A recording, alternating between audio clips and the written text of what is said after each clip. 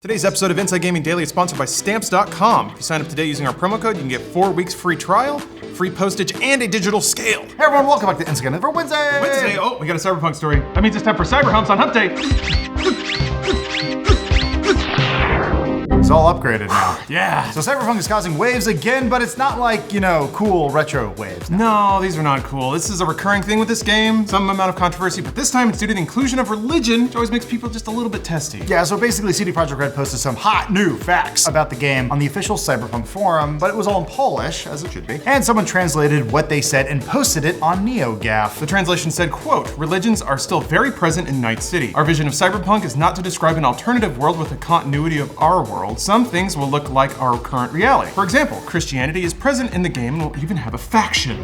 Wow, that's some hot controversy, guys. What? So that's not the actual controversy, right? Caden, what was the real issue here? The actual controversy is actually this weird follow-up quote that, again, is even formatted strangely because, it's a translation and these things are all weird. You throw something through Google Translate and it comes out as a hodgepodge of nonsense. But it goes on to say, the journalist says that the presence of religion is likely to create a scandal, with CDP responding, "We will not avoid any subject. Even if they may offend the sensitivity of some, we are not here to say whether it is good or bad." Ooh, sure. God doesn't exist.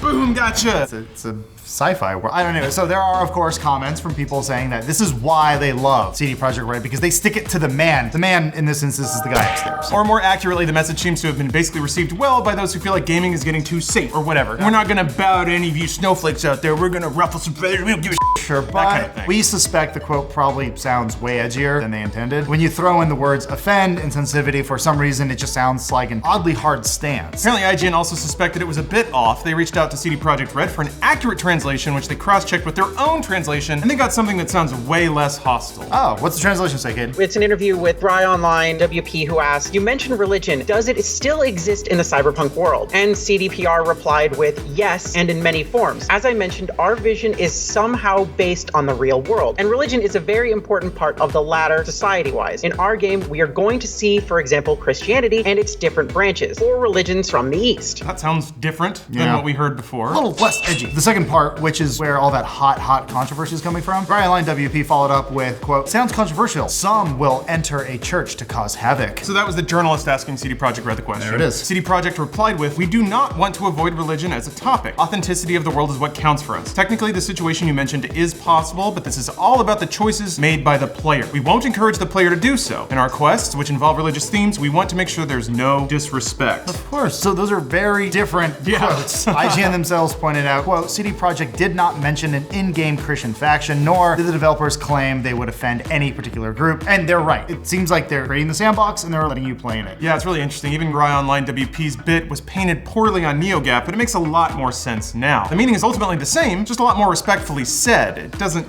pander to some people who just want to ruffle feathers for no reason. I don't think they were out there baiting edgelords with a hard political commentary, really. It's just one of those, translations are rough, and I think sometimes, I'm not saying that happened in this case, but sometimes when you're translating something and there's some art to it, sometimes some personal bias can slip in there about the words you choose. Everyone wearing the shirt that says, "You laugh at me because I'm different, I laugh because you're all the same," shirts will probably like a bit less since it doesn't shit all over religion like a freshman philosophy major, but I like that they're at least being respectful of something that means a lot to a lot of people. Yeah, Cyberpunk will give the players freedom to interact with those things as they wish, which isn't that the whole point, and theoretically the thing that we should be celebrating instead of just taking an edgy shit all over religion. The thing is, this isn't actually Cyberpunk's first brush with controversy though, and the game isn't even out yet, and that's kind of why everybody's sort of on edge when it comes to any mention of anything remotely controversial. Yeah, take us down memory lane, Caden. Well, back in June, NVIDIA announced that the game would be supporting ray tracing. That isn't very controversial unless you feel attacked for not being able to buy an expensive-ass video card just to see the lights bounce off of puddles, which you kind of do. I mean, I do. I feel a little attacked, yeah. I have to play that game as best as I possibly can because it's gonna get as close to me sublimating my consciousness into it. I won't need this meat anymore. I got a kidney I can sell to buy a 2080 Ti. So the issue actually lay in one of the previous advertisements depicting a trans person sipping on Pro Manticure, a cool future soda energy drink thing. Also, they are fully boned out, like impressively. So I was,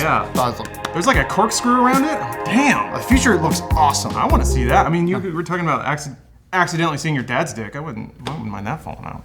Why'd you use quotes? Did you see that? Theoretically, what's wrong with that? Representation, right? Sort of. In this case, a sexualized trans person is being used as a commodity to hawk soda, just like a sexy woman might be in our current times. Look at this girl with the Pepsi can in her boobs, all right? Is that equality achieved, Caden? I don't know. I can't speak to that. Not necessarily. I mean, yay, there's a character in it, but also not really. Yeah, you could argue that women are objectified in the same way, but you can also play as a woman. There's a balance to that issue in that way. At the time, the game only supported cis male or female player options. It doesn't help that CD Projekt has a legacy of treating the subject lightly. The official Cyberpunk 2077 account took comedy cues from my racist uncle on Facebook and dropped a "did you just assume their gender?" joke on Twitter in August of 2018. Specifically in context, the tweet seems to be in reply to someone asking for more guys in a tweet featuring a woman. Still, the phrase is commonly used to mock those that identify as non-binary, so not the most tasteful play on their part. It's also just kind of a played out joke, you know? There were a lot of that's what she said, and I'm like, okay. At some point it's like ironically funny, and at some point it's just not funny at all. It's played out, man. If you're gonna make a joke on Twitter, at least make it original. The Office is coming back around. Everyone's watching it again, right? I mean, yeah. It's like, what, 50% of all Netflix traffic or something? Basically. The follow-up didn't inspire a lot of confidence either, chasing the questionable joke with the sorry to all those offended, non-apology sort of thing. I'm sorry that your feelings were hurt. It's not my fault. Yeah, it's one of those things. So it's understandable why the trans community may be a little antsy, and then seeing a trans person objectified on an in-game advertisement only prods and pokes those concerns even further. Still, I guess you have to hand it to CD Projekt for responding quickly. Or being reactionary, one of the two. They were at least listening. Just 2 days after the NVIDIA post back in June, CD Projekt Red Quest director, oh boy, Mateusz Tomaskowicz? Thank you. Told GameSutra that they were working on adding non-binary options to the character creators. Yeah, so maybe you will be able to play as trans or non-binary person with an actual soul and volition. Maybe not somebody with a robo-dick hawking soda. I assumed it's the future and you could just do whatever you want. I've seen robot women covered in steel and metal, and then there might just be a person that's just a head, or maybe just a walking vag. Whatever you want to do, it's the future. I'll have sex with everything. Cyberpunk's recent showing at E3 drew some detractors too, right, Caden? Yeah, it featured two groups dominated by peoples of color, the Voodoo Boys and the Animals. Some games journalists took affront to the representation, with Rock Paper Shotgun's Max Cox stating that they are increasingly concerned about Cyberpunk's handling of a non-white culture. That whole article, I gotta admit, is kind of eye-rolly. He found every reason he could to on the demo, so.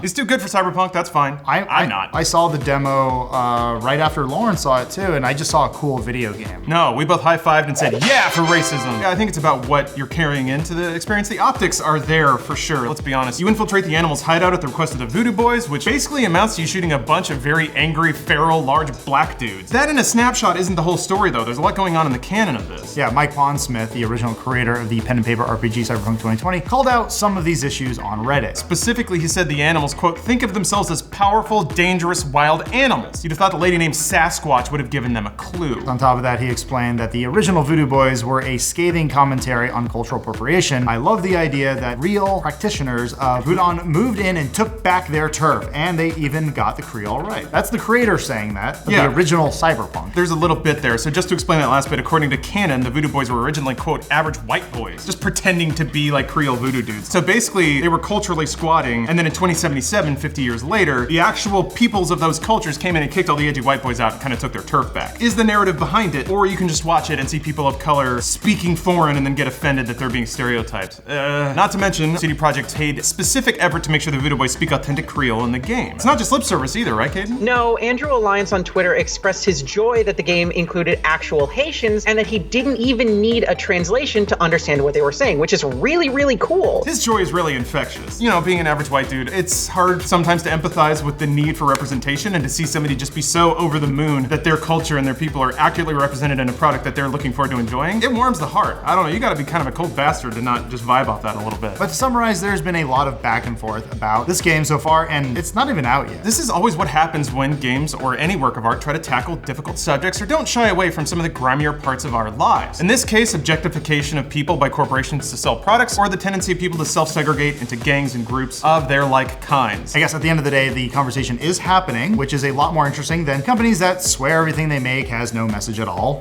There's that. Looking at you, Ubisoft. I look at it this way, if you're looking for this sort of stuff, make your voice heard and tell companies that's what you want. If you just want to enjoy a fun video game and something like Watch Dogs 3, you're also allowed to just enjoy that. Kaden actually made a really good point. I was talking with her a little bit about it. You basically just want people to try, right? It's just an honest, good faith effort. Yeah, to be honest, if you just actually give it a shot and you actually do your due diligence, then people will respond in kind. It's like, okay, you messed up here, but you actually tried. Instead of, well, we'll just tack it on there and we'll crunch our employees to shove something new in there to make you not hate us for 10 minutes, and then we'll do something else shitty to make everything else worse. If you actually care and try hard to do right by people, then generally the general populace will respond in kind. Amen. Look, this is a story also coming from a white guy that looks so generic that I'm pretty sure Call of Duty Online stole my likeness, and they don't even know that they did that. Adam is the real one who's suffering today. Sorry, bud. Today's episode of Inside Gaming Daily is brought to you by Stamps.com, because let's be honest, once Cyberpunk comes out, we're not gonna have time for a whole lot else. That includes eating, bathing, seeing any other living human being, and going to the post office. You're gonna need to keep that business you got rolling. You're gonna need to be shipping and moving and earning that money so you can keep buying, powdered food or nutrition capsules or whatever product you need to keep your meat running so you can keep playing Cyberpunk. And Stamps.com can help you do that. Saves you time, saves you money, saves you everything. Saves you sweet Cyberpunk time, which is the only resource we can't get more of on this planet. You can use your computer to print official US postage 24/7, any letter, any package, any class of mail, anywhere you want to send. Once your mail is ready, you just hand it to your mail carrier, drop it in your mailbox. It's that simple. No longer do you have to go outside under the burning sun, get all that cancerous rays, and then wait in line at the post office. Don't need it. Stamps.com is a no-brainer, saves you time and money. It's no wonder over 700,000 small businesses already use Stamps.com. So right now, we can offer you guys a free trial, plus a bunch of other goodies. If you go to Stamps.com, click the microphone at the top of the page and type our code INSIDE, INSIDE, pretty simple. Get you a 4-week free trial to Stamps.com, free postage, and a free digital scale, which will help you measure things. That's what scales do. I know it's a shocker, but you learn things on Inside Gaming. Once more, that's Stamps.com. Click the mic at the top, use our code INSIDE for 4-week free trial, free postage, and a free digital scale. Thank you for the sponsorship, Stamps.com, and thank you for enabling me to never ever go outside ever again. Yeah, so we know what you're thinking. Hey, Inside Gaming, I already know what the game's gonna be about. You're a cool mercenary man or woman in the cyber future running around shooting at shit and looking at neon signs. First of all, where do you get off? Questioning us. Second of all, you're right, but there's also a narrative here, an actual story that involves your character beyond just doing whatever you want to do in a future sandbox, and the behind closed doors demo at this year's